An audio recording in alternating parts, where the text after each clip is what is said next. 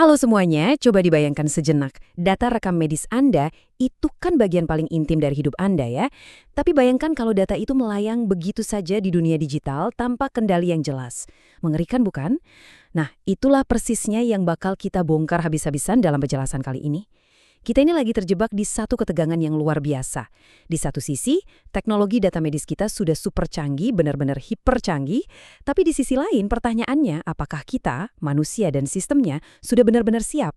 Yuk, siap-siap, karena kita bakal menyelami masa depan privasi dan akses data medis secara mendalam. Sekarang coba perhatikan perangkat pintar atau smartwatch yang mungkin lagi Anda pakai di pergelangan tangan Anda hari ini. Sensor detak jantung, monitor glukosa, pelacak tidur, semuanya terus-menerus memompa aliran data secara real-time, detik demi detik. Ini bukan sekedar data biasa loh, ini adalah ledakan masif dari apa yang kita sebut Health IoT atau Internet of Things untuk kesehatan. Nah, pertanyaan besarnya di sini adalah bagaimana caranya kita mengendalikan ledakan data yang diam-diam merekam setiap detak jantung kita ini. Dan yang paling penting, siapa sih yang sebenarnya pegang kendali penuh atas data super intim ini? Pertanyaan tadi langsung membawa kita pada sebuah masalah besar yang disebut krisis persetujuan. Jujur aja, sistem konvensional kita saat ini tuh benar-benar keteteran. Ledakan data yang barusan kita obrolin bikin sistem-sistem lama jadi nggak berdaya. Bayangkan aja sistem rumah sakit tradisional atau server terpusat itu langsung kewalahan kalau disuruh ngurusin akses data yang spesifik banget atau nyediain audit yang transparan, boro-boro dia mau cabut hak akses lintas instansi secara instan. Nggak sanggup. Jadi ketika volume datanya meroket tajam, kendali kita sebagai pasien malah tertinggal jauh di belakang. Terus, kemana arah industri ini bergerak? Nah, kita nggak mau cuma sekedar nebak-nebak. Makanya, landasan dari penjelasan kita hari ini diambil dari proses penyaringan riset yang super ketat dan agresif. Bayangkan skalanya. Dari sekitar 1.000 makalah akademik, itu diperas abis-abiskan sampai cuma nyisa 80 studi kelayakan inti yang paling mutakhir.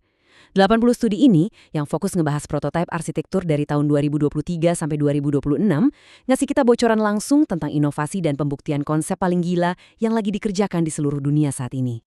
Oke, mari kita lihat gimana sih mekanisme canggih ini jalan di dunia nyata. Jadi begini, di satu sisi, perangkat IoT medis Anda ngumpulin data vital tubuh, lalu secara instan langsung mengenkripsinya tepat di perangkat itu juga. Sangat aman. Setelah itu, data ini dikelola sepenuhnya secara otomatis oleh smart contract alias kontrak pintar di atas jaringan blockchain. Biar gampang bayangin aja smart contract ini kayak mesin penjual otomatis. Begitu koin masuk, minuman keluar, nggak butuh kasir kan? Nah, sama. Sistem ini ngejalanin aturan akses secara otomatis tanpa campur tangan pihak ketiga sama sekali. Dan pastinya, nyiptain rekam jejak yang mustahil buat diotak-atik siapapun. Tentu aja, yang namanya enkripsi itu bukan solusi pukul rata. Situasi di dunia nyata kan beda-beda. Contohnya gini, sistem yang namanya Role-Based Access atau RBAC itu cocok banget dipakai buat ngatur akses hierarki antara dokter dan perawat di rumah sakit. Tapi gimana kalau buat telemedicine atau perangkat kecil yang baterainya terbatas? Nah, untuk itu kita pakai metode yang benar-benar jenius, namanya Zero Knowledge Proofs atau ZKP. Ibaratnya gini, Anda mau masuk ke klub malam nih.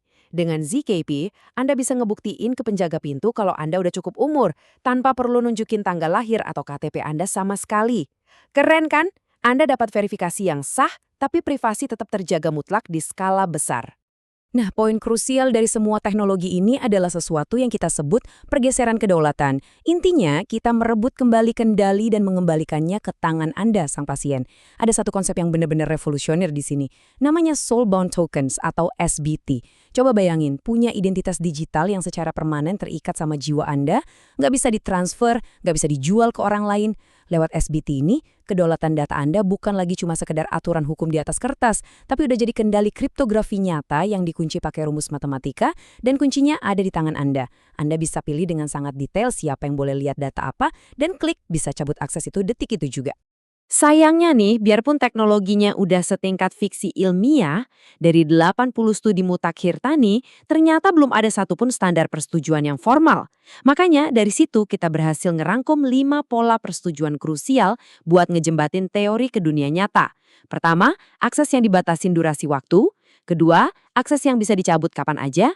Ketiga, kontrol granuler yang super detail. Keempat, sistem pintas darurat buat kondisi kritis. Dan kelima, persetujuan berbasis insentif. Kelima fondasi inilah yang nantinya bakal jadi aturan main utama, nentuin gimana data intim kita dibagikan dan diamankan di masa depan.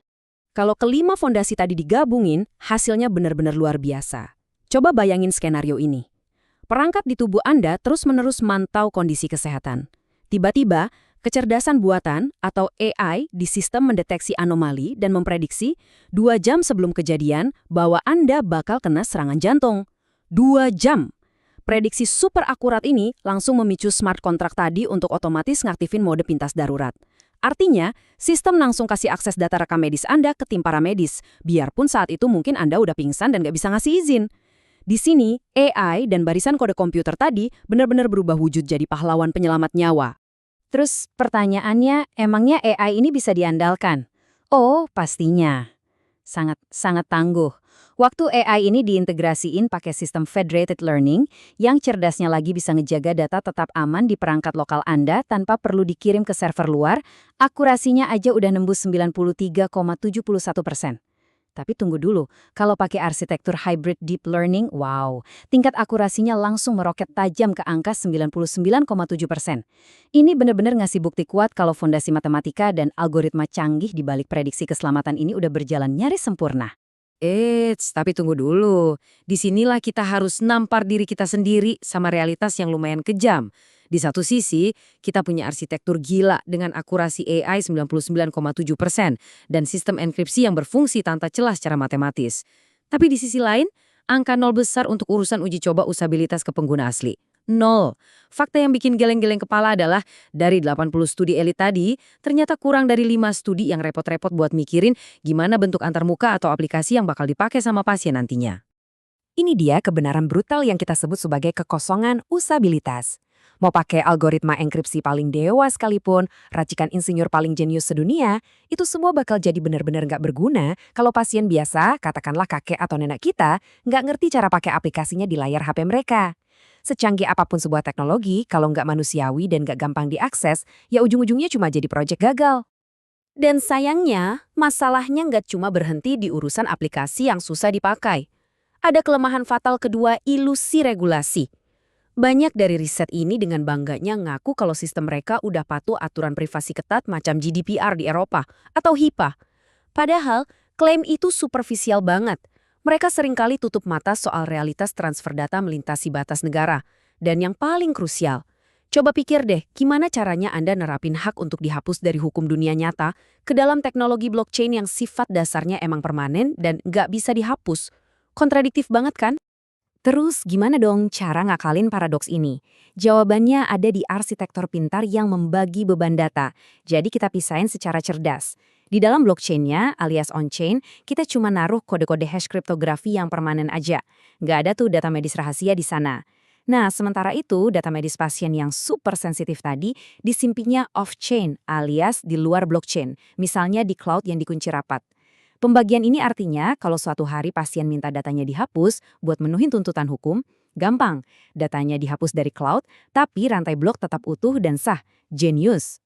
Jadi kalau kita tarik kesimpulan nih, kelihatan jelas ada satu paradoks raksasa dalam ekosistem IoT kesehatan saat ini.